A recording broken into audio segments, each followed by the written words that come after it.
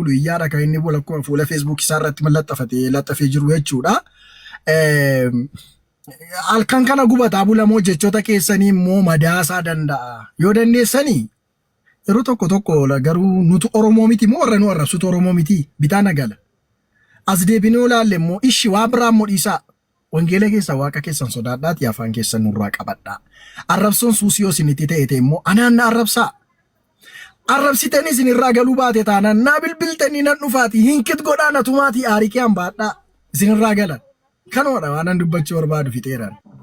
Mee adde daqiiqama lama sadii waa dubbadhee maka'een bayaa dhiifama sagantaa biraatiif duubaan qophaa'aara. Yaa guddaa galatoomaa dhugaa. Gaafa wanti kun ta'u ni yaadatta akkuma wanti kun ta'een ganaman lafa karaa hin deemeera. Ganama akkuma lafaa ka'een waan kanan arge. Immediately viidiyoon hojjedhe bilbila daddafeessi bilbila ati ni galaan kaafne namoota itti adda baafachuu barbaade hedduu yayyaalee kana booda viidiyoon hojjedhe dhimma isaanii jechuudha viidicha mallee jira. Anyway san biraa darbinu amma fakkeenyaaf waan baay'ee arge erga fotoo eenyunni ustaaz Raayyaa Abbaa Macaamoo maal dheessatu fotoo postii godhee ture. Erga inni fotoo postii godhee nama baay'een arge nama baay'ee. Namni hundinuu akkana godha jedha. Amma reefidhaa Kiristoos waa gochuusaa kan yaadate namni. Amma reefidhaa reefi galee fi namni miidhama namaa baay'ee Kiristoos godha. Moo Kiristoos biraati kan namoonni kunniin amanan. Moo isa biraadha. Isa miidhama namaatti gadduudha moo isa nama miidhee kana godhe. Never isaa miti kun inni suni Kiristoosiin namoonni sun jedhaaranii fi inni macaafa loluu sun tokko miti. Isa miidhama namaatti, gadda namaatti, caba namaatti, isa miidhamuudha malee isa miidhama namaatti goshkara se godhe jedhamu. Guyyaan firdii jira. Mee isa kana jedheeni yoo tariitii immediately murtee Kiristoos kan itti fudhatu ta'e namoota meeqatu waan meeqa godheeti murtee oduun fudhanne maaf turaara. Obboloota koo boodumaafu murteen kan kennamu har'a miti. Har'a miti namoonni hundinuu har'a macaafni qulqulluun maal jedha? Cubbamootaafillee aduun inuma ifa, qulqullootaafillee inuma ifa. Sababni isaa guyyaan murtee waan jiruuf. Namoonni adda isatti murteessa jedhaaran dogongora jechuudha. Dogongora. Kanarraan kan hafe yoo dhugama nama kiristaana taatan yoo ka isallee postii gootan ta'e kadhata godhaaf jechuun namni ati kadhata kan kee gochuu ka gootu bar namichi san waan jaallattuufi.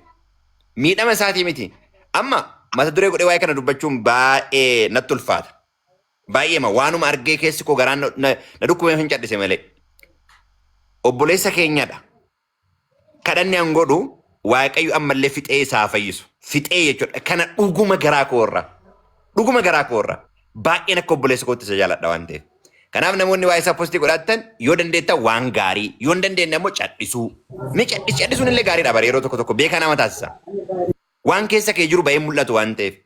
Kanaaf maalo waa'ee obboleessa kanaa maali inni ijaa baafataa maali ijaa kan inni baafatu yeroo isaa eeggateeti har'a miti. Macaafni qulqulluun har'an baafatan jedhu. Abdiin maal akka ta'u beekamu nama jiru dhaqa. Balbala araaraatti hin cufamne.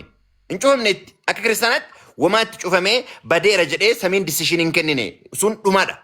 Amma namni hundinuu mee fakkeenyaaf gubbaatti abdii jenna keessaa nama meeqatu waldaa keessatti jiru badeera akka saantimii baddee.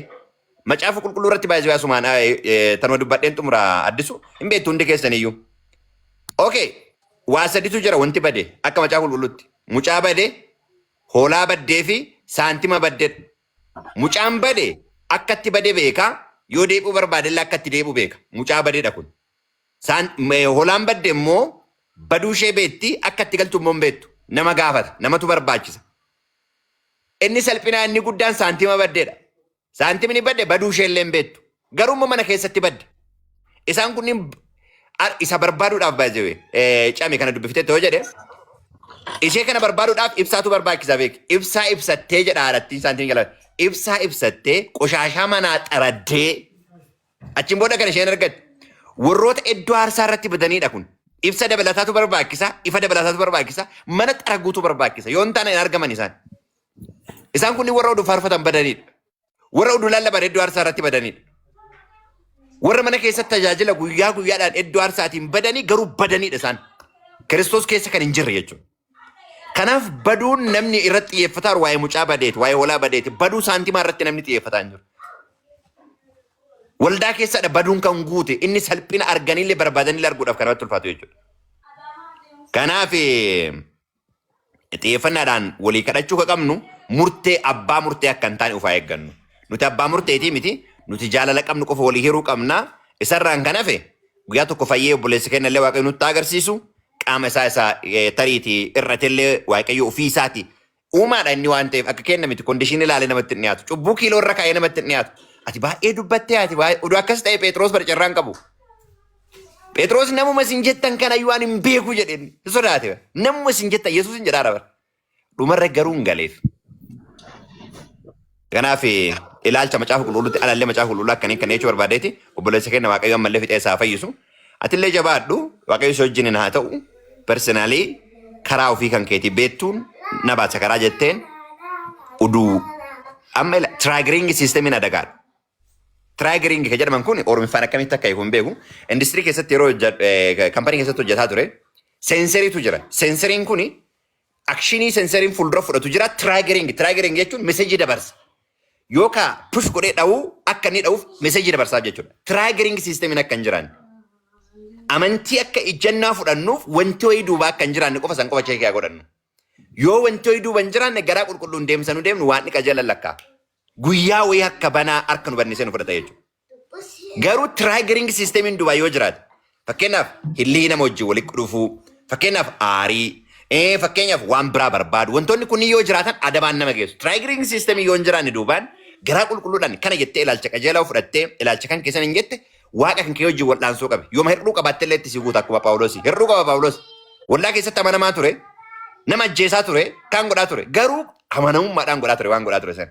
Zen maal qofa godhe akka macaafa qulqulluu keessan nu amannutti changing direction qofa godhe. Bakka waan kana jenna ati eenyu jedhee gaafate. Okay walii galee zen kallattiidhaan karaa jijjiiree jechuudha. Kanaaf maal gochuu qabnaa biishuur ergaa Yohaannis isa tokkoffaa macaafa qulqulluu irratti maal nama ugguudha waa dubbachuudhaaf. Garuu wanti guddaan keessa keetii walii galuudha. Wanti sun libbaachin baay'ifardibbiin nuroo jechuun murtee namaa jalaa dhokachuun hin danda'amu. Garuu keessa kee jalaa dhokachuu hin dandeessu. You are always war with yourself. Namni jabaan nama ofuma waa ta'edha. Do that akka obboleessaatti baay'een si jaalladha. Jabaadha hundi keessaniyyuu cabadaa cabee eebbifame atillee waaqayyo guddaa hunduma keessanuu isin eebbisu walitti deebina waaqayyo si wajjin haa ta'u addisuu ko. Amma maqaan koo siif qabameera eebbifame sibbee maanneeti. Kutaa baay'ee dagatame namni koo waa'ee hoolattiif waa'ee mucaa badee malee koo lallabu bara waa'ee isaan nama badde isaan namni yaadatu hin jiru. Eessa akkati gootottee hedduu nama dhibaa. You are so blessed. Thank you. Eebbifame. Dhugaa baay'ee nama bilchaataa really an dhugaa maqoo si jaalladhuudha. Tibbi beekta yeroo baay'ee sitta dhibaa. Ulfaadho. Isaan tos irraas nu qoraa jira. Jiraachuu nama baduu nama warri barbaadu isaanumadha. Kanaaf dhugaa eebbifame ergaa jabaa dabarsite namoonni achi keessatti anillee achi keessatti akkan of ilaalu abdii guddaan qaba. Galatoomi tibbee. Anyways kan biraammoo namoota jala addeetis dafii deebii warri jiran isin iyyuu dafaa deebi'aa sagalee tibbeessoo nama jedhe dhagaati. Isin hundi warri baddanii jirtanidha waan ta'eef isin hundi deebii kan jedhan. Dameen haasaan xumurree xumursiisi ijoollee biraaf carraa kenne ishaan xumurreera. Tibbee koo eebbifame ishii nama guddaa. Turtii gaarii naaf qabaadha walitti deebinaa addisu. Ay chame. Deebii atis. Galatoomi. Damee si mijatee jira taanaa yaada kee xumuradhu ishee gidduutti baatee turte.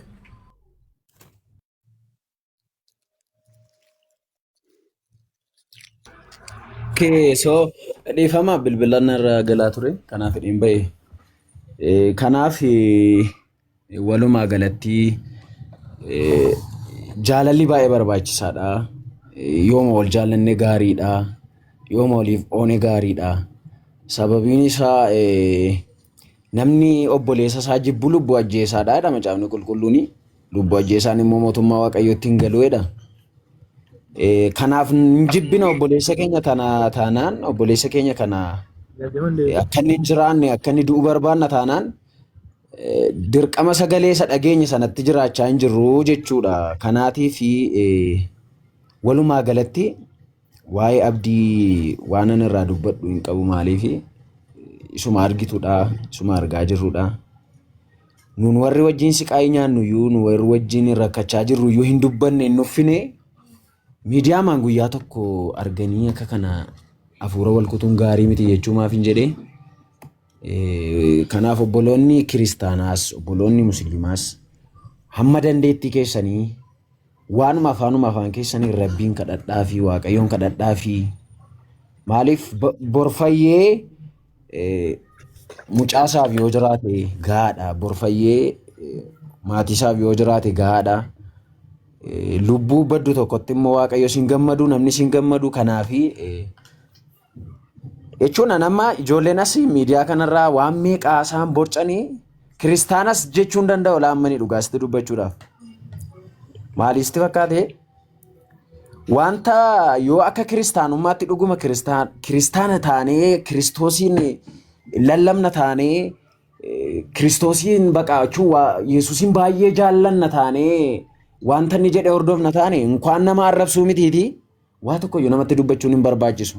Of danda'aadha baqqaan inni ofiisaayyuu naasaata, inni ofiisaayyuu waan barbaade godha waan ta'eef sanatti deemuun hin barbaachisu.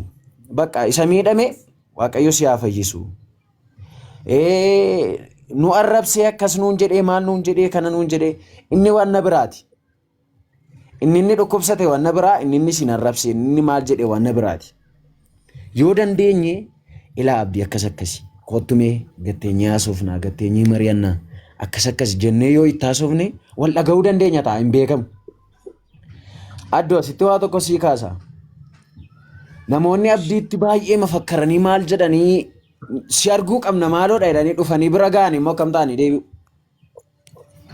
Dhugaan sun gaafatti himamu abdiin maal akka ta'e gaafa hubatan dhiifama nuu godhi bakka ishee. Nu akkasitti sin hubanne, nu akkasitti sin beeknu. Inni waan godhu jiraate amma akka kiyyatti waa'ee amantii isaa lallabatee anis amantii koo lallabachuun mirga kooti. Anis waan barbaade jechuun mirga kooti. Amantii namaatti bu'ee akkas godhee minaamin. Atis itti bu'uu dandeessa garuu gama sii galeen gama haasa'uu dandeessu naasaattaa gama waa gochuu barbaaddeen goota. Malee namaaf waa jiraachuuf namni namaaf jiraatu hin jiru.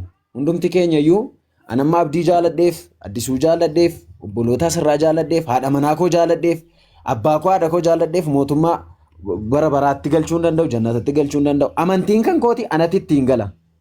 Akkamii osoo jaaladhe gototee siin geessu musliima koottu kiristaana dhaqi maallaqa siin jedhe amantii wanta keessa kee gochoota ati gootu jireenya ati jiraattutu mootummaa bara baraatti si geessa malee nama jibbuu nama ajjeesi jechuu nama akkas godhi jechuu tokkoffaa maal jedha koomentiidhaan sila ganaa si hafedha. Indeet ganaa wanti nama hafu hin jiru maaliif beektaa wanti ta'ee darbe waan ta'eef wanti lammaffaa ta'u hin jiru ta'eera waan ta'eef jechuu kiyya.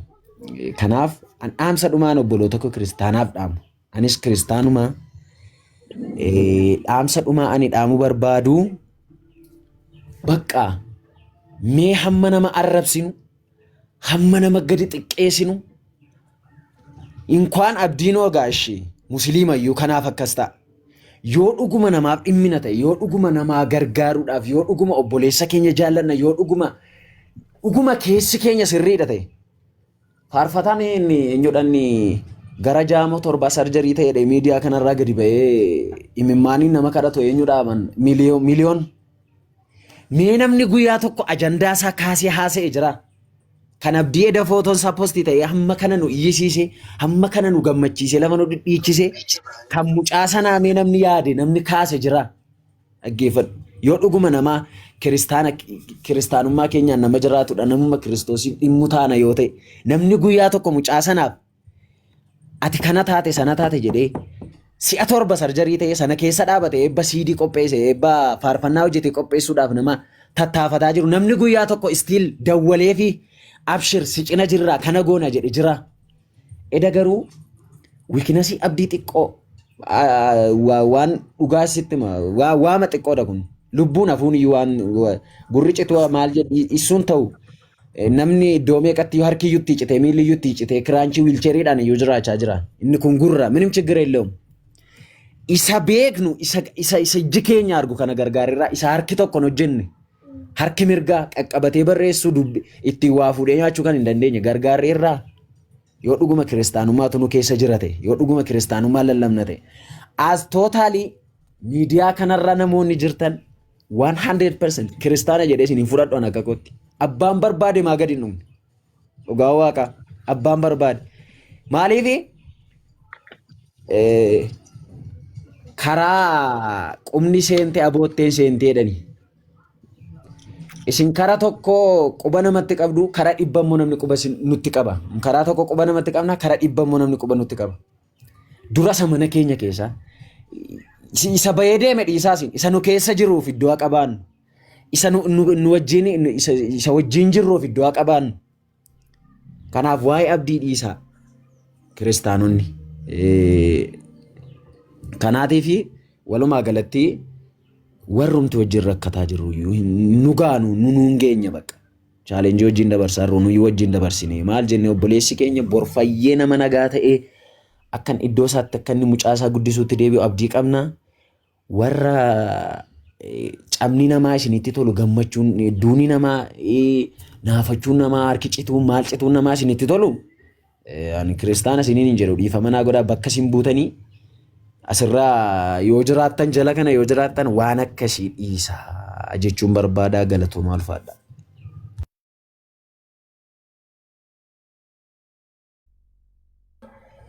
Galatoomi leenca koo came silaa dubbiin kun eerfoonii kee fuutee dubbatta fakkaata waan jettu qabda waa'ee meetii sanaa isaa fuutee deemi.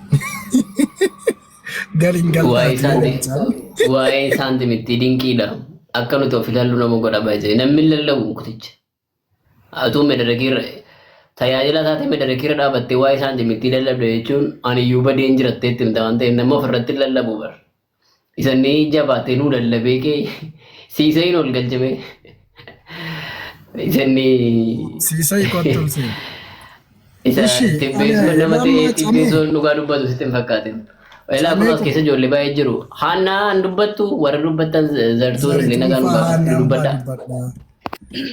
Akkam jirtu nagaa keessanii nagaa waaqayyo hunduma keessaniif baay'atu.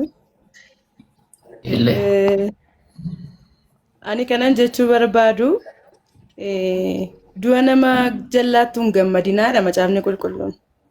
Na abdiin obboleessa keenyadha. Namni karaa isaaf ta'u filachuu danda'a. Karaa isaaf ta'u filate. Nuni obboleessa keenya waan ta'eef waaqayyoon kadhachuu fi qabna. Waaqi nuun qabnu immoo waaqa garaa namaa laafu isa nuuf raafamu qabna malee isa dadhabbiin keenya isaaf galu qabna malee waaqayyo isa dadhabbii keenyatti kolfu yookaan dadhabbii keenya jaallatu hin qabnu.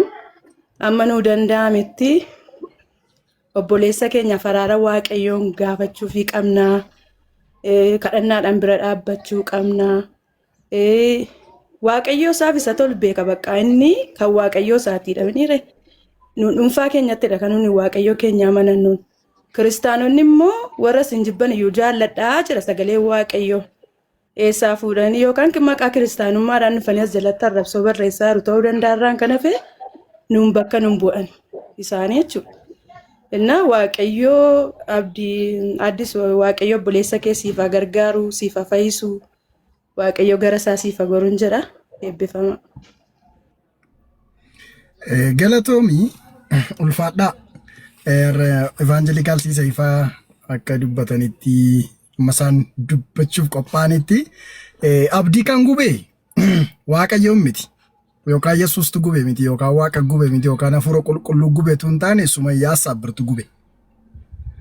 Dogoggora namni kan biraan hojjetee waaqayyotti hin qabatina. Kun mataan isaa iyyuu cubbuudha. Tokko adaraa keessan Sumayyaa Sabbirtu gube.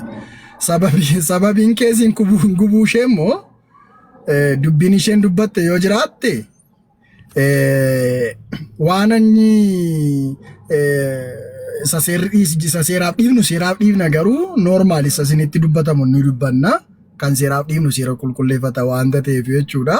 Normaal afaan ishirra namoonni kan isheen ittiin ishee abashaqaa jiran abdiin ni bareeda. Namootni baay'een piroofaayilii isaanii irra suura isaa godhatuuni gaafa suura isaa godhatan immoo aannan haara waan ta'eef fuula isaa xiqqoo balleessuu fedheen irratti gad dhangalaase malee amma kana miidhama jedhee irratti hin dhangalaasne. Intalli kun gaafa piraaktis goote ofishee irratti piraaktis goote miila ishee irratti jechuudha.